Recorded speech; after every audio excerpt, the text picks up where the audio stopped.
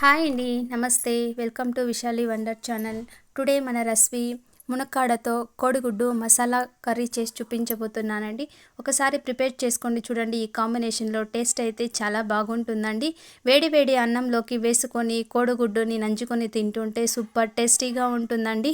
మునక్కాడలని ఎప్పుడు కూడా మనం పప్పులో చేసుకుంటూ ఉంటాం, లేకపోతే ఫ్రై చేసుకుంటూ ఉంటాం కదండి. కానీ ఇలా డిఫరెంట్గా ఒకసారి ఎగ్తో ట్రై చేసి చూడండి. టేస్ట్ మాత్రం అదిరిపోతుందండి. అంత టేస్టీగా ఉంటుందండి. వేడి వేడి అన్నంలో కలుపుకుంటూ కడుపు నిండా తింటారండి. అంత టేస్టీగా ఉంటుందండి. ఒకసారి మీరు కూడా ప్రిపేర్ చేసి ఎలా వచ్చిందో చెప్పండి. అలాగే మరిన్ని టేస్టీ రెసిపీస్ కోసం నా ఛానల్ని సబ్స్క్రైబ్ చేసుకోండి.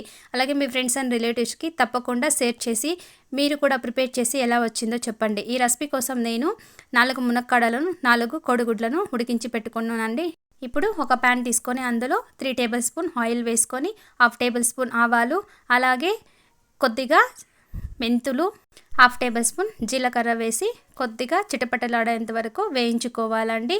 ఈ కర్రీలో మెంతులు వేసుకోవడం వల్ల చాలా టేస్టీగా ఉంటుందండి. స్కిప్ చేయకుండా వేసుకోండి. ఇప్పుడు సన్నగా తరిగి పెట్టిన 2 ఆనియన్ని వేసుకుంటున్నానండి. ఆనియన్ ఎక్కువగా ఉంటేనే ఈ మసాలాలో తక్కువ మసాలాస్ వేస్తాం కాబట్టి ఆనియన్ ఎక్కువగా ఉంటే గ్రేవీ బాగా వస్తుందండి. ఇప్పుడు 3 ఎండుమిర్చి, కొద్దిగా కరివేపాకు కూడా వేసుకుంటున్నానండి. మీరు ఎండుమిర్చి ప్లేస్లో పచ్చిమిర్చి కూడా యాడ్ చేసుకోవచ్చునండి. ఆనియన్ ఇలా కొద్దిగా మెత్తబడేంత వరకు వేపుకున్న తర్వాత 1 టేబుల్ స్పూన్ ఫ్రెష్గా దంచిన జింజర్ గార్లిక్ పేస్ట్ వేసి పచ్చివాసన పోయేంత వరకు బాగా వేపుకోవాలండి.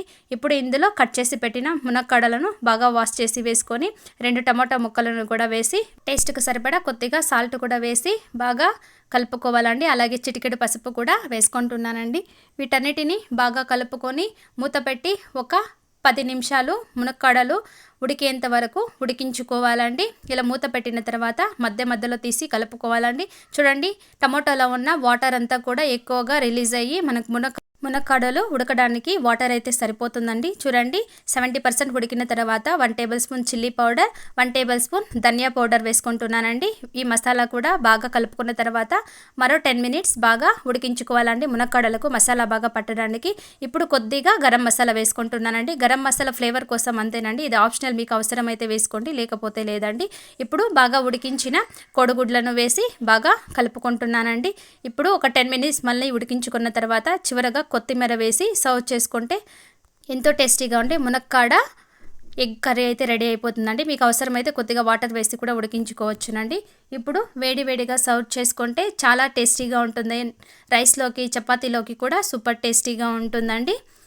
ఓకే ఫ్రెండ్స్, చూసారుగా. ఈ వీడియో మీకు నచ్చినట్లయితే లైక్ చేయండి, షేర్ చేయండి, సబ్స్క్రైబ్ చేసుకోండి. మరిన్ని రెసిపీస్ కోసం నా ఛానల్ని విజిట్ చేయండి. Thank you for watching. Take care.